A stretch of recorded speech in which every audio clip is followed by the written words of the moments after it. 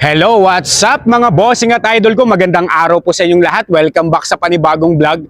Mga bossing, meron tayo ditong quality na unit. Sa mga naghahanap dyan ng Ford Explorer, meron tayo ditong 2006 Ford Explorer 4.0 V6 XLT. Automatic transmission, gas yung engine nito, odometer po nito, 136,000 km ang tinakbo. Price po nito, 298,000 kasama na po ang transfer of ownership mga boss. Sa mga naghahanap po ng SUV dyan mga boss, quality units to kahit 2006 model, well-maintained and well-preserved unit to mga boss. Kompleto pa po ito, may manual and booklet, may dalawang susi. Mayroon na rin po itong kasamang RFID, auto sweep, tsaka easy trip mga bossing. Paikot mga boss, may mga ilang panel lang po tayo na retouch dito, pero overall appearance yan, presentable mga boss. Kung paano naman po naalagaan to ng first owner mga boss, kagwapo nitong unit mga boss. Pasok sa budget nyo to. Pwede po kayo magdala ng sarili yung mekaniko kung gusto nyo pong ma-check, ma-test drive ng actual, unli check, unli scan, wala pong problema mga boss.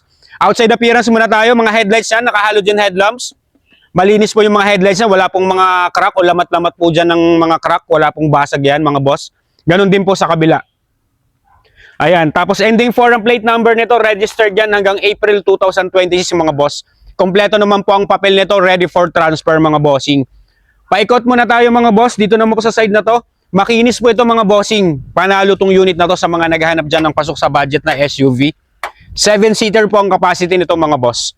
Naka 17 inches na stock mags, wala naman pong gutter marks yan.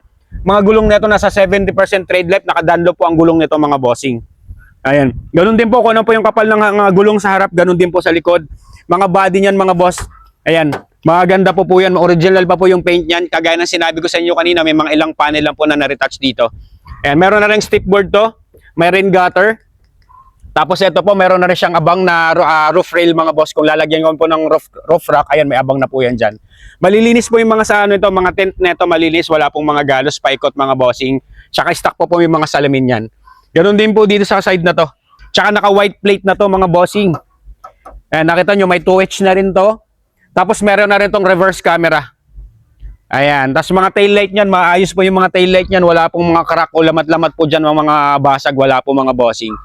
Panalo pa to sa 2006 model. Pwede niyo pong puntahan to mga bossing. Garantisadong maayos naman po ang unit. Kahit i-test drive niyo po ng actual, sigurado po ako magugustuhan niyo to. Ganon din yung mga gulong dito mga bossing, tsaka yung side na to.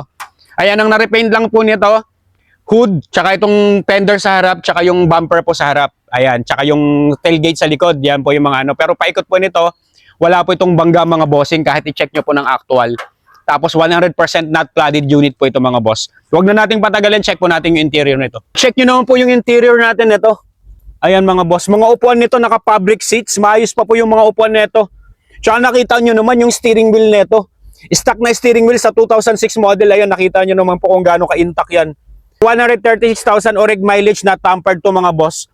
All power and all mechanism, gumagana po lahat ng bintana natin, automatic power mirror, working po lahat. Tsaka nakita nyo naman yung dashboard oh. Pakita mga boss, saka yung ceiling na to. Kung paano talaga na-maintain to, mabibilib ka doon. Dare to compare na lang mga boss. Kasi sabihin nyo, bakit gano'n ang presyo, 2006 model. Pero mas maganda po pag nakita nyo ng actual para mas ma-appreciate nyo po talaga tong unit natin. Ayan. May armrest na rin to dito. Ayan, ini-scan din naman po natin. May cup holder. Salpak po natin yung ating scanner mga boss para makita nyo po na ini-scan po natin yung unit.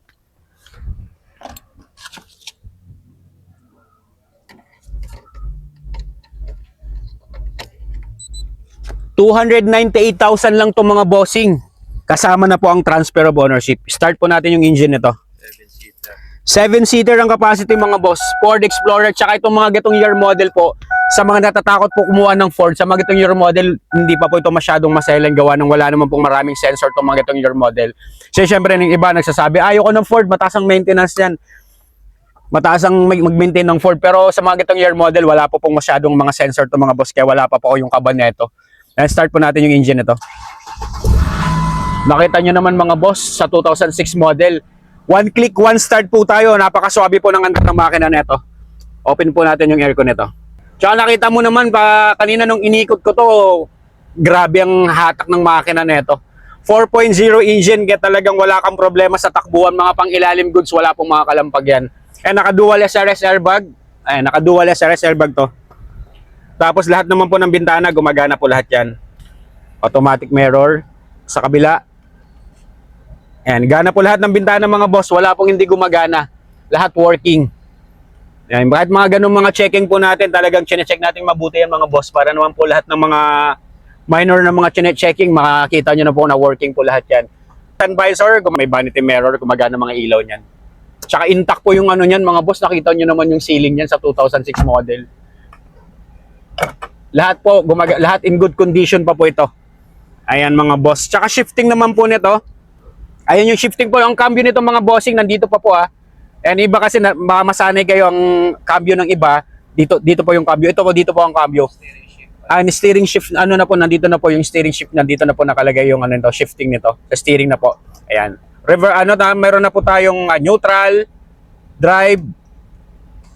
Ayan. Wala po siyang kaldag mga boss. Napaka-smooth po nito. Reverse. Ayan, may reverse camera na rin po yan. Wala siyang shift shock, wala pong kaldag. Ayan. Napaka-smooth po nito mga bossing. Sa mga naghahanap nito, wala pong problema kahit i-check nyo po ng actual. Ayan, meron na rin manual mode yan. 1, 2, 3 mga bossing. Ayan. Reverse. Napakalambot po, napaka-smooth lang din po ito. Kahit nandito po sa steering yung shifter nito. Ayos na ayos po ito mga boss. Wala kang magiging problem nito sa mga gitong year model. Tsaka makinis po itong unit. Kahit yung loob nito, nagulat din ako kung paano ko naalagaan ito. Kahit yung mga fabric seats. Wala mang damage, walang punit yan. Tsaka ito, yung steering wheel nito. Yung iba kasi nagpapalit ng steering wheel para magmukhang sariwa. Pero ito, stock po talaga yan. And meron na rin siyang cruise control mga bossing. Ilaw, working po lahat. Mirror. Ayan, gumagana rin po yung mga power mirror natin. Kabila. Ayan. Working po lahat mga boss. Wala pong hindi gumagana. Gumagana po lahat. Check po natin second row na ito. And second row natin mga boss. Check nyo naman to.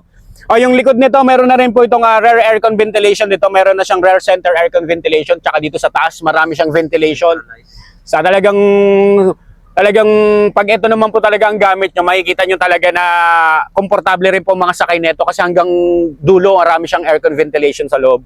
May center, tas may mga nasa taas pa po na mga aircon ventilation. Maayos din po ang mga upuan nito. Tsaka nakita nyo naman po yung stock matting yan kung gaano ka-intact at kalinis po. Di ba? Panalo mga bossing. Tapos kung pupunta naman po kayo din sa likod,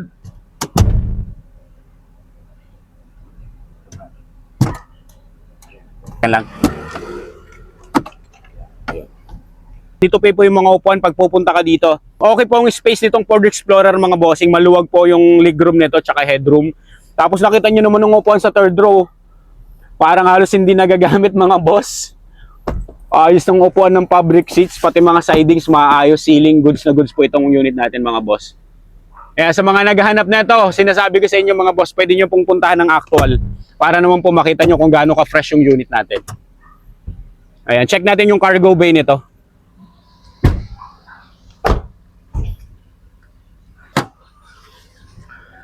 Dito naman po sa cargo bay mga boss, kung gusto nyo pong maluwag po yung cargo bay nyo, pwede nyo pong tupain yung third row nito. Ayan, flat na flat.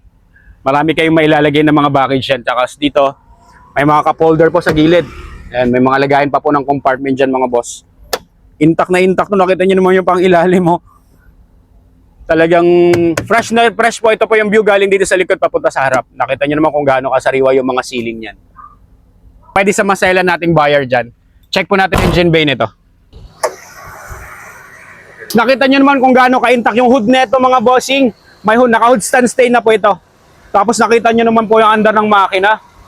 Mga bossing, 4.0 liter V6 po yung engine na to, pero wala po siyang mga vibration, wala siyang unwanted noise. Wala po siya ng mga palag-palag dyan mga boss. Napaka-smooth po ng andar nito.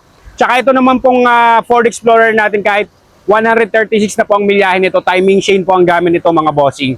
100% good running condition. No talsek, no usok, no blow-by. Maayos po yung ano nito, cooling system nito. Powered by 4.0 liter single overhead cam, gasoline engine that produces 210 horsepower at 344 Newton meter of torque mga boss. Boss, eto bagong change oil, bagong spark plug, bagong high tension wire to mga boss. Isang set buo, pinalitan nyo po ito.